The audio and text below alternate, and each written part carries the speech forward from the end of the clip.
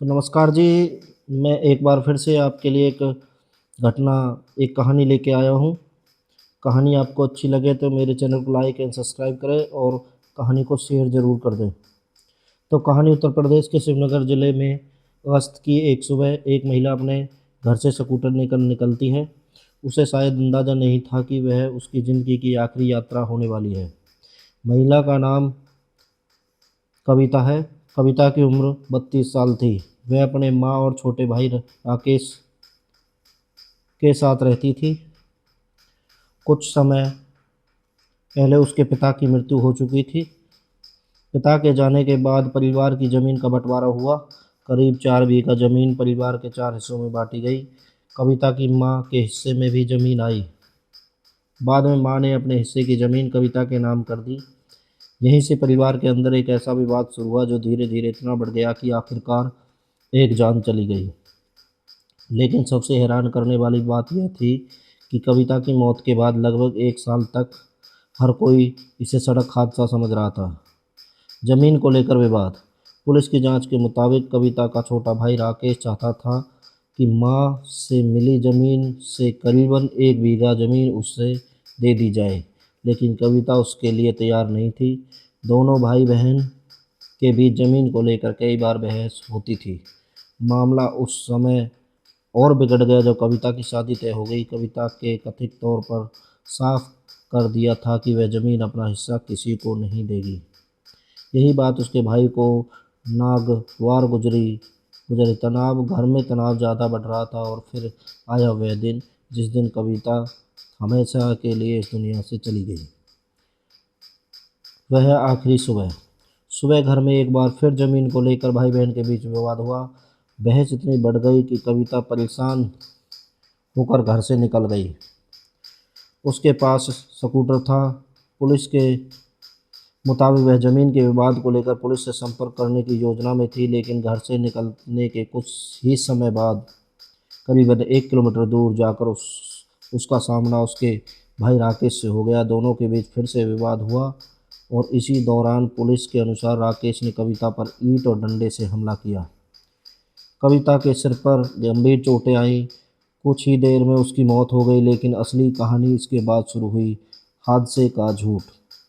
कविता की मौत के बाद पुलिस के मुताबिक राकेश ने घटना को सड़क हादसे में दिखाने की पूरी कोशिश की। उसे पुलिस की इमरजेंसी कॉल नंबर 112 पर फ़ोन किया। बताया कि एक अज्ञात डीसीएम वाहन ने कविता के स्कूटर को टक्कर मार दी। पुलिस मौके पर पहुंची। शुरुआती तौर पर मामला सड़क दुर्घटना का ही लगा। एक अज्ञात डीएमसी वाहन को जिम्मेदारी मानकर जांच शुरू हुई। परिवार के लिए यह एक दुखद सड़क हादसा था।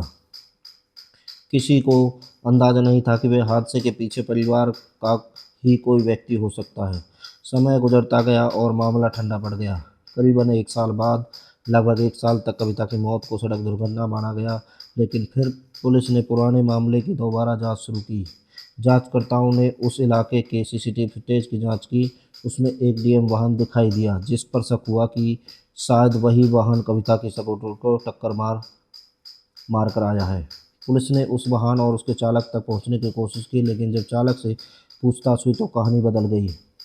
उसने ऐसे सबूत पेश किए जिनसे पता चला कि घटना के समय उसका वाहन फतेहपुर में था। इसका मतलब था जिस वाहन को दुर्घटना का कारण बताया गया था वह उस समय घटनास्थल पर ही नहीं था। अब पुलिस के सामने सबसे बड़ा सवाल था, अगर डीसीएम ने कविता को मारा तो फिर उसकी मौत कैसे हुई? नहीं मारा तो पुलिस का शक किस पर गया?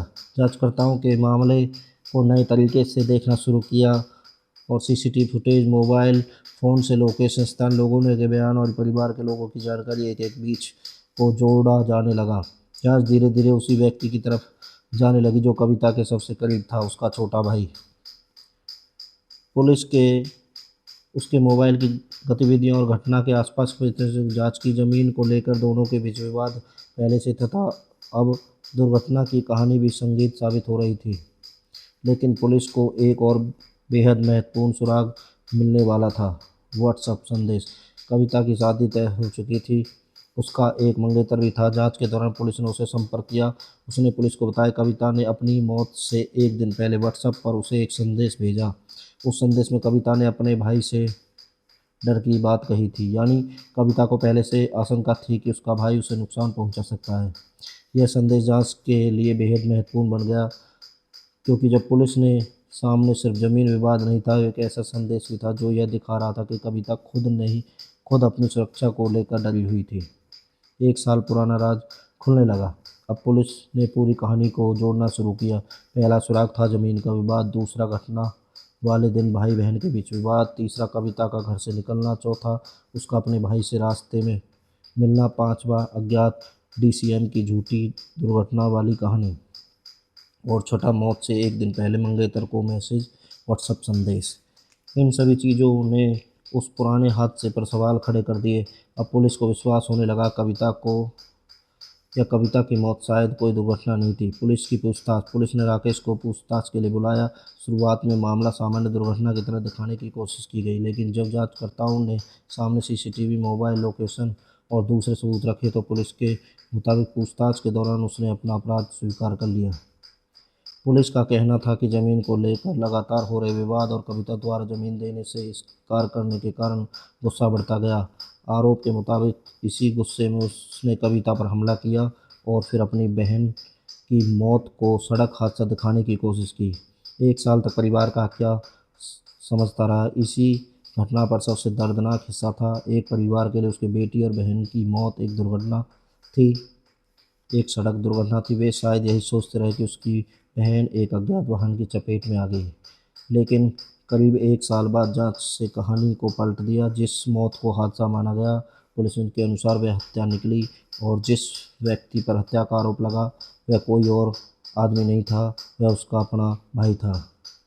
असली रहस्य क्या था? इस मामले में सबसे बड़ा सवाल यह नहीं था कि कविता की मौत कैसे हुई, सबसे बड़ा सवाल यह था कि एक हत्या को सड़क दुर्घटना का रूप देने की कोशिश आखिरकार कितने समय तक छिपी रह सकती है। करीब एक साल बाद हादसा माना गया, लेकिन एक संदिग्ध वाहन की जांच ने पुलिस को पहला बड़ा शक दिया। फिर सीसीटीवी सामने आया, मोबाइल लोकेशन की जांच हुई, स्थानीय लोगों से पूछताछ हुई और आखिर में कविता के मंगेतर को भेजा गया व्हाट्सएप संदेश सामने आया। एक दिन संदेश जिसे कविता ने शायद अपनी सुरक्षा के लिए भेजा था, उसे नहीं पता था कि मौत के बाद वही एक दिन जांच में महत्वपूर्ण साबित बन जाएगा। अतः इस मामले को लेकर एक बात समझ में आती है कि कई अपराध सबसे बड़ा सुराग घटनास्थल पर नहीं मिलता। वह किसी को फ़ोन में छिपा हो सकता है, किसी कैमरे में हो सकता है, किसी लोकेशन रिकॉर्ड में हो सकता है, किसी ऐसे संदेश में जिसे लोग उस समय मामूली समझ लेते हैं। कविता की मौत का लगभग एक साल तक सड़क हादसा समझा गया, लेकिन जब पुलिस ने उसे जमीन विवाद, भाई बहन की लड़ाई, सड़क हादसे और सीसीटीवी, मोबाइल लोकेशन और मौत एक दिन पहले व्हाट्सएप पर भेजा संदेश। कभी कभी सच बहुत देर सामने आता है, लेकिन